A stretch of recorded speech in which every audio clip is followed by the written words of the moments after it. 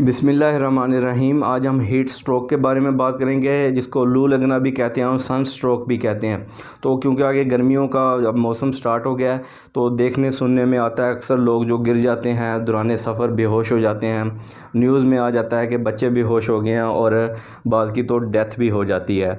तो देखें, बहुत सारी वीडियोज़ आपको यूट्यूब पे मिलेंगी, लेकिन यहाँ पे मैं एक गलतियाँ पॉइंट आउट करना चाह रहा हूँ। ऐसी गलतियाँ आपने कभी नहीं करनी। जब भी हरारत की वजह से, गर्मी की वजह से जब मरीज़ जो है वो गिरता है, बेहोश होता है, उसको चक्कर आते हैं, तो ज़्यादातर क्या किया जाता है कि ठंडा पानी सर में डाल दिया जाता है और बर्फ़ जो है वो यहाँ पे लगाई जाती है।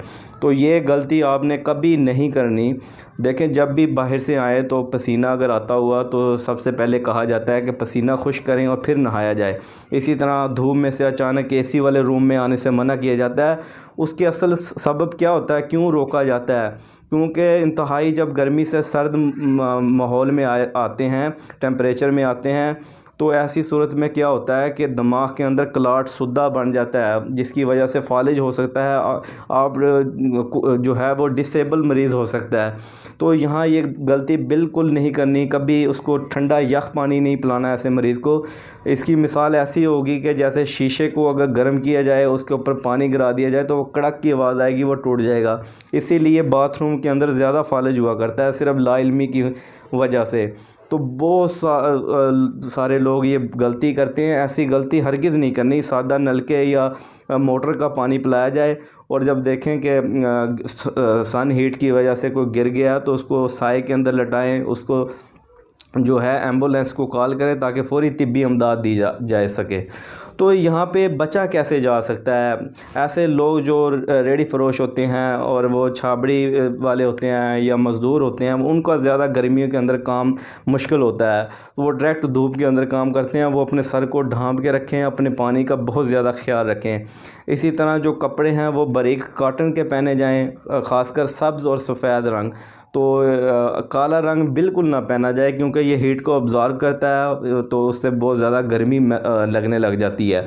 तो जो बच्चे होते हैं वो जो है उनको छतरियां लेकर दी जाए, ताकि वो जब स्कूल से वापस आएँ तो छतरियों के साए के नीचे वो घर पहुँचें।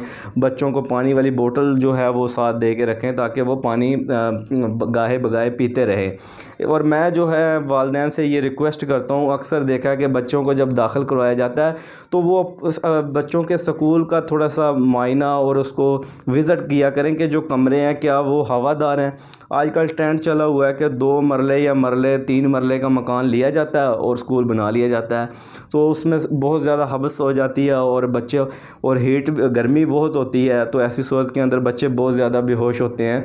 तो बच्चों को हवादार कमरों का ख्याल रखना चाहिए, उनके पानी का प्रॉपर इंतज़ाम हो। इसी तरह जो लोग हैं जो ज़्यादा तंदूर या ईंटों के भट्टे के सामने काम करते हैं, अगर तो वो देखें कि ये 2 महीने या जब बहुत ज़्यादा गर्मी होती है अगर अवॉइड कर सकते हैं तो बेहतर है।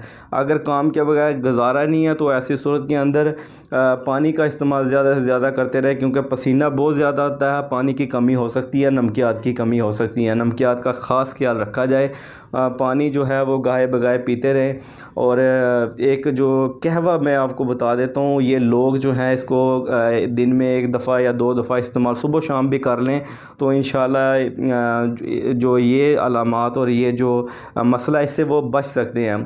आपने ज़ीरा सफ़ेद लेना है, चम्मच का चौथाई हिस्सा, छोटी इलायची जिसको सब्ज़ इलायची कहते हैं 2 अदद, और सौंफ आधी चम्मच। इसका कहवा बना के गुड़ या चीनी से मीठा करके सुबह शाम इस्तेमाल करें और पानी पीते रहें। और अगर हो सके तो आँखों का बहुत ज़्यादा ख्याल रखा जाए, क्योंकि आँखें बहुत ज़्यादा हीट से मुतासर होती है। सन ग्लासेस इस्तेमाल की जाए। सबसे बेहतरीन तो यही है कि हेलमेट का इस्तेमाल किया जाए और घर से जो है फजूल बाहर ना निकला जाए, काम के तहत ही निकला जाए।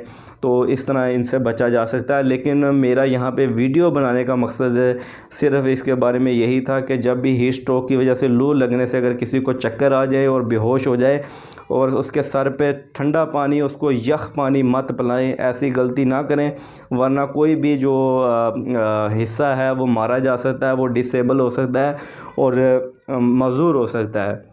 अगर आपने अभी तक मेरा चैनल सब्सक्राइब नहीं किया, काइंडली चैनल को सब्सक्राइब करें, साथ दी गई जो घंटी है उस पर क्लिक कर दें ताकि मेरी हर नई आने वाली वीडियो आपको नोटिफिकेशन में मिलती रहे।